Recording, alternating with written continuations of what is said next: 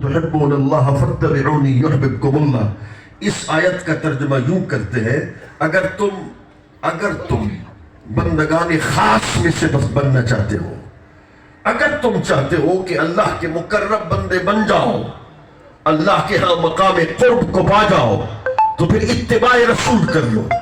جب اتباع رسول ہو جائے گی، اور اتباع کا کیا مطلب ہے؟ خدا کی قسم سنو گے تو ایمان تازہ ہو جائے گا۔ اتباع رسول کا مطلب کیا ہے؟ جو جو محبوب کرتا جائے عاشق وہی کرتا چلا جائے، اس کو اتباع رسول کہتے ہیں۔ سب سے پہلا خاصہ اتباع رسول ہے۔ دوسرا فرما خلوت در انجمن،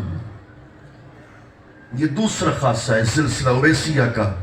خلوت در انجمن، وہ مجلسوں میں بیٹھا ہو مگر دل کی تار رب سے جڑی ہوئی ہو، یہ سلسلہ اویسیہ کا یہ دوسرا اصول ہے۔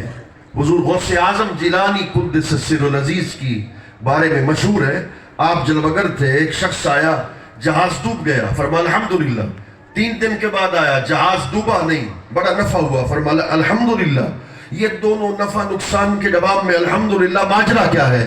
فرمایا جب تم نے نفع نقصان کی خبر دی میں نے دل کو دیکھا، نہ مجھے میرے دل کو ضرورت تھی نفع کی، نہ دل کو ضرورت تھی نقصان کی، وہ تو میرے رب سے لو لگائے بیٹھا تھا۔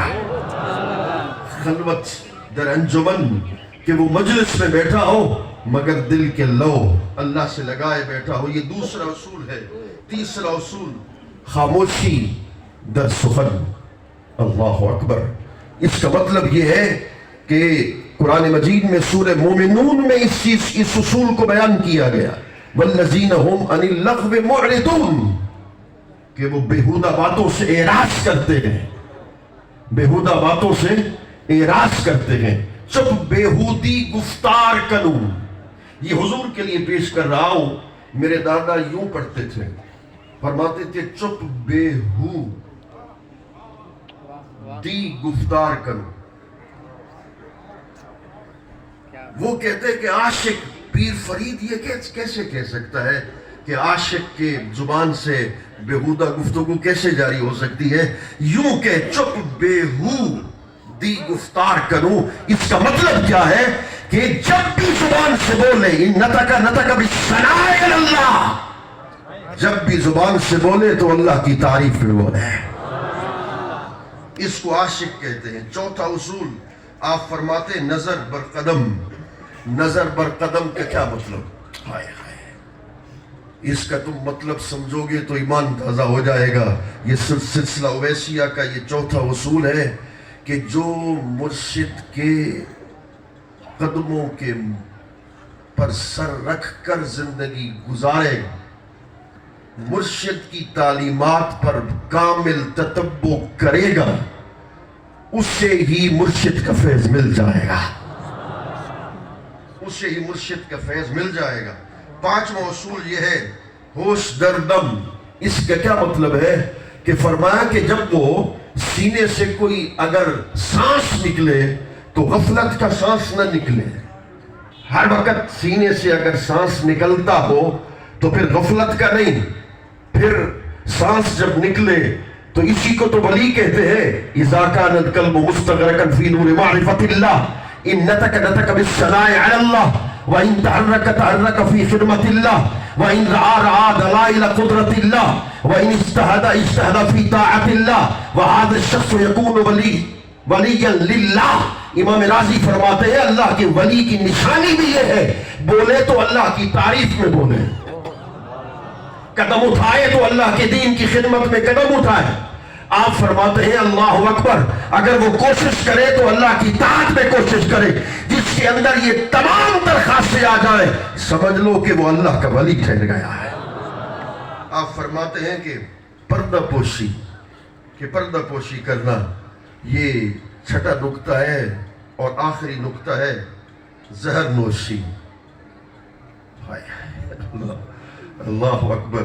بس آخری نقطوں پر ایک جملہ عرض کر کے رخصت چاہتا ہوں۔ فرمایا پردہ پوشی، کسی کے عیب کو دیکھ بھی لو تو اس پر پردہ ڈال دینا۔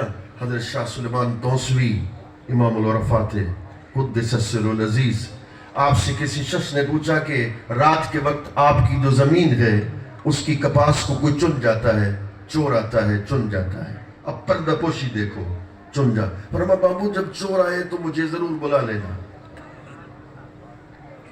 جب چور آئے تو مجھے ضرور بلا لینا. چور آ گیا تو حضور کو بلا لیا گیا، آپ نے نماز شروع کر دی. چور آیا، پکڑ کے لے آئے حضور کی بارگاہ میں. تو فرمایا تیرا کیا نام ہے؟ اس زمانے میں محمد، ان کے دور میں اس علاقے میں محمد کہتے تھے، محمد یعنی بولی میں فرق ہے. تو اس نے کہا میرا، آپ نے فرمایا تیرا کیا نام ہے؟ اس نے کہا محمد. پردہ پوشی دیکھو. آپ نے فرمایا تیرا کیا نام ہے؟ پھر کہ اس نے کہا محمد. آپ نے کہا فرمایا پھر کہ اس نے کہا میرا نام محمد ہے. آپ کو وجد آ گیا. آپ نے فرمایا کون کہتا ہے یہ چور ہے؟ وہ جس کا نام محمد ہو، شاہ سلیمان توسی بھی اس کا ہے، اس کی زمین بھی اس کی ملکیت ہے. سبحان اللہ، سبحان اللہ. پردہ پوشی کرنا اور زہر نوشی، اس کا کیا مطلب ہے؟ کہ مصائب ملیں، آلام ملیں، پھر ان پر صبر سے کام لینا. یہ 7 اصول ہے سلسلہ اویسیہ کے، جو ان پر عمل پیرا ہو گیا تو اسے اس سلسلے کا فیضان مل گیا. کوشش کیجئے کہ اسی پیغام پہ ہم عمل کریں. اگر اسی پیغام پہ عمل کر گئے تو اس کی مقصدیت کو بھی ہم پالیں گے. میں ہر سال ایک بات کرتا رہتا ہوں، آج بھی کروں گا. مرشد اور مرید کا کیا تعلق ہوتا ہے؟ میرے حضور فرید پاک کے فرزند تھے حضور نازک کریم غریب نواز. ان کے ایک مرید نے قتل کر دیا. قاتل بھی مرید، جس کو قتل کیا تھا وہ بھی آپ کا مرید. تو مرید پہنچا حضور. قاتل کے باپ نے کہا کہ میرا بچہ تو قتل ہو گیا، حضور کرم کر دیں، میرے بچے کی سفارش کر دیں. مرشد تو مرشد ہوتے ہیں، لچپال تو لچپال ہوتے ہیں. تو ان کے در پہ چلے گئے، ان کے دروازے پر چلے گئے. تو مرید اٹھا، حضور کیسے آنا ہوا؟ فرمایا یہ اس کا سفارشی بن کے آیا ہوں، تمہاری مرضی، قصاص لو، دیت لو، فیصلہ تم نے کرنا ہے. ابھی فیصلہ کیے دیتے ہیں. گھر پہنچا